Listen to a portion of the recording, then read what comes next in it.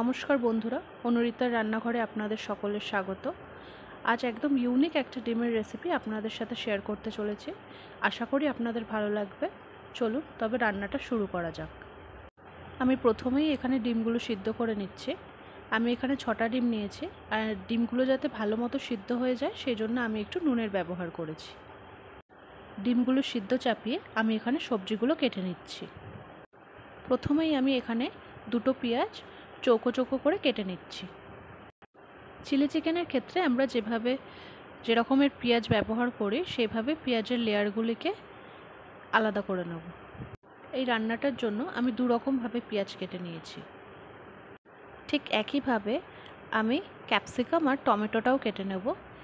এই রান্নায় আমি টমেটোর বীজগুলো ব্যবহার করিনি, তাই সেগুলোকে আমি বাদ দিয়ে দিচ্ছি।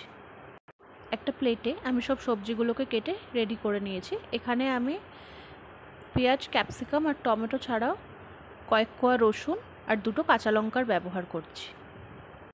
প্রথমে একটা ফ্রাইং প্যানে কিছুটা জল দিয়ে চৌকো করে কেটে রাখা পেঁয়াজগুলো, কয়েক কোয়া রসুন আর 2টো কাঁচা লঙ্কা আমি এখানে সিদ্ধ চাপিয়ে দিলাম। এইগুলো সিদ্ধ হতে হতে আমি এর মধ্যে কয়েকটা কাজু বাদাম অ্যাড করলাম। আস্তে আস্তে জল শুকিয়ে আসলে আমি ভালোভাবে নাড়িয়ে এগুলোকে ঠান্ডা করে নেব। সিদ্ধ করে রাখা জিনিসগুলো ঠান্ডা হয়ে গেছে। এবার আমি এগুলোকে একটা মিক্সিং জারে নিয়ে নিচ্ছি। এবার এটার আমরা একটা পেস্ট বানিয়ে নিচ্ছি। দেখতেই পাচ্ছেন কি সুন্দর পেস্ট করা কমপ্লিট হয়ে গেছে। এবার এটা দিয়ে আমরা একটা গ্রেভি বানিয়ে নেব। ফ্রাইং প্যানে তেলটা গরম করে নিয়েছি। এবার ডিমগুলোকে একে একে ভেজে নেব। ডিমগুলো ভাজার সময় আমি এখানে অল্প একটু হলুদ গুঁড়োর ব্যবহার করছি। ফোড়নের জন্য আমি এখানে কিছু গোটা গরম মশলার ব্যবহার করছি। এখানে নিয়ে নিয়েছি 2টো শুকনো লঙ্কা, তেজপাতা, সামান্য একটু সাজিরে, কিছু লবঙ্গ, 2টোর মতো ছোটো এলাচ আর একটু দারচিনি। এবার আমি তেলের মধ্যে একে একে সব গরম মশলাগুলো দিয়ে দিচ্ছি। এবার এই মশলাগুলোকে হালকা করে নাড়িয়ে আমি এবার আগে থেকে করে রাখা পেস্টটা দিয়ে দিচ্ছি। এই পেস্টটা এবার মশলাগুলোর সাথে ভালোভাবে মিশিয়ে নেব। এবার আমি এখানে একটু জলের ব্যবহার করছি। আমি এখানে মিক্সিং জারে মশলা ধুয়ে রাখা জলটাই ব্যবহার করলাম। এবার ভালোভাবে নাড়াচাড়া করে আমরা একে একে গুঁড়ো মশলাগুলো দিয়ে দেবো। এখানে আমি 1.5 চামচ ধনে গুঁড়োর ব্যবহার করছি, 1 চামচ জিরে গুঁড়ো, স্বাদ মতো নুন আর স্বাদ মতো চিনি। এবার ভালো করে এগুলোকে আমরা মিশিয়ে নেব। আপনারা দেখতেই পাচ্ছেন আমি এখানে হলুদ গুঁড়ো বা কোনো রকম লঙ্কা গুঁড়োর ব্যবহার করিনি, যাতে গ্রেভিটার রং না অন্যরকম হয়ে যায়।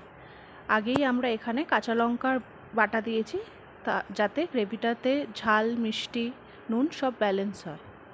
আমি এখানে আরও 2টো কাঁচা লঙ্কা অ্যাড করলাম। আমার বাড়ির লোকজন আবার একটু ঝাল ঝাল খেতে পছন্দ করেন। আর একে একে ডিমগুলো দিয়ে ভালোভাবে নাড়াচাড়া করে নেব। মোটামুটি আমাদের গ্রেভিটা কমপ্লিট। এবার আমরা এটাকে পাশে সরিয়ে রেখে একটা অন্য কড়ায় 1 চামচ ঘি নিয়ে নিলাম।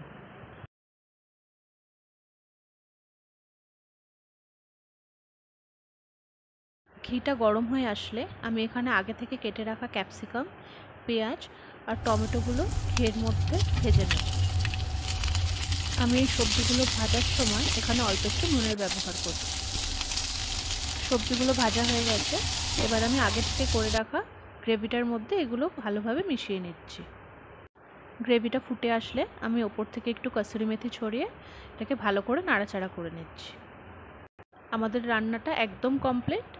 আপনারা এটা বাড়িতে বানিয়ে রুটি, পরোটা বা নানের সাথে ট্রাই করতে পারেন। আশা করি ভালো লাগবে। যদি আপনাদের আমার আজকের এই রেসিপিটা ভালো লেগে থাকে তাহলে অবশ্যই আমার এই ভিডিওটা লাইক করে দেবেন আর আমার চ্যানেলটা সাবস্ক্রাইব করে দেবেন। পরবর্তীকালে আরও ভিন্ন স্বাদের ভিন্ন ভিন্ন রেসিপি নিয়ে আমি আসবো। আজকের জন্য টাটা, সবাই ভালো।